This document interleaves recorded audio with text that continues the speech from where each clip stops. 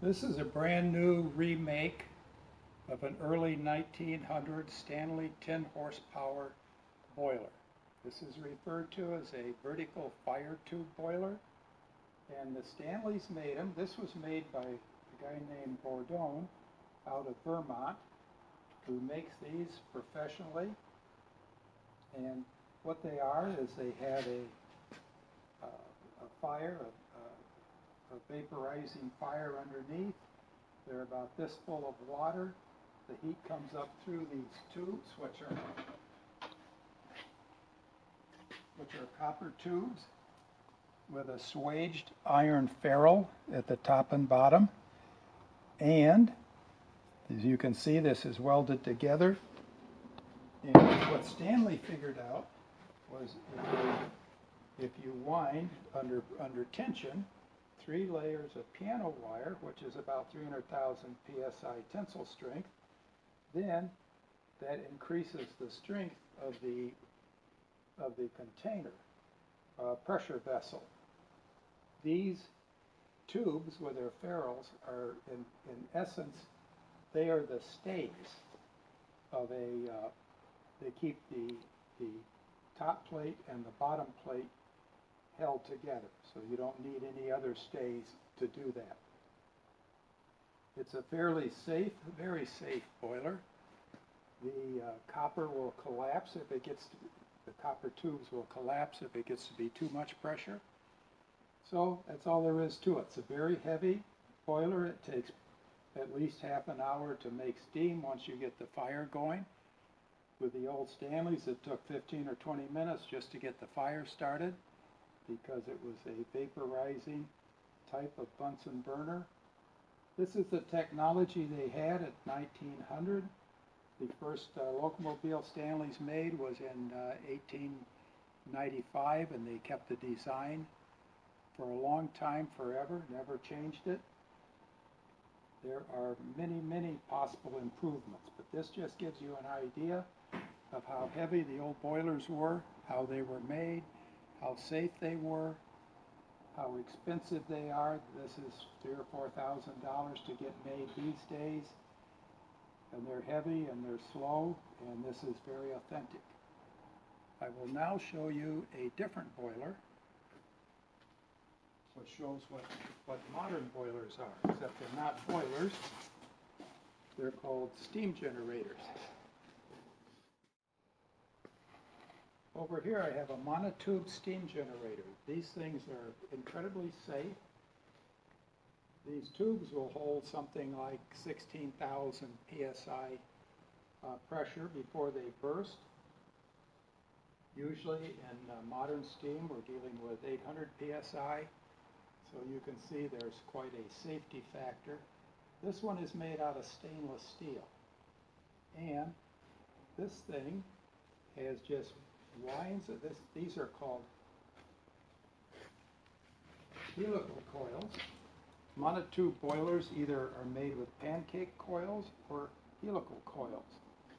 The way this is put together, we have 1,000 or more feet of tubing in here, and it's all one piece.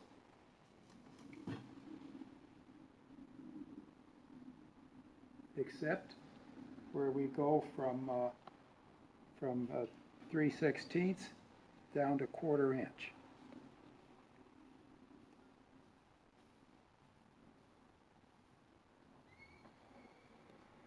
Well, no, the 3/16 to 1/4 inch is done in here.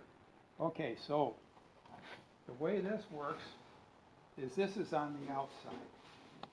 This is the combustion chamber, and that fits right in it. Then we have a Beckett atomizing burner that shoots like 3 or 4 gallons an hour of kerosene into here. The combustion chamber is this circular thing here. The heat goes all the way around, and you get a complete combustion, and then it comes out here. This sheet metal, stainless steel sheet metal, turns red hot, The flame comes out here in a swirling helical pattern, and it goes around here, and this is where the superheater is. The hottest is on the outside. The water is pumped into the middle through this small tubing because water doesn't take up very much volume. The volume is all when the water becomes steam. So we have the small diameter until we get out this far, and then it becomes this larger diameter, which is where the steam goes. This is very carefully designed. Of course, this was made by a history major and not an engineer, so wild guesses were made. We have complete control over the spacing of the tubing this way, and then we have complete control over the spacing this way. And we have permanent spacers in between these helical coils, and so we can get good gas flow all the way from the outside in. We have a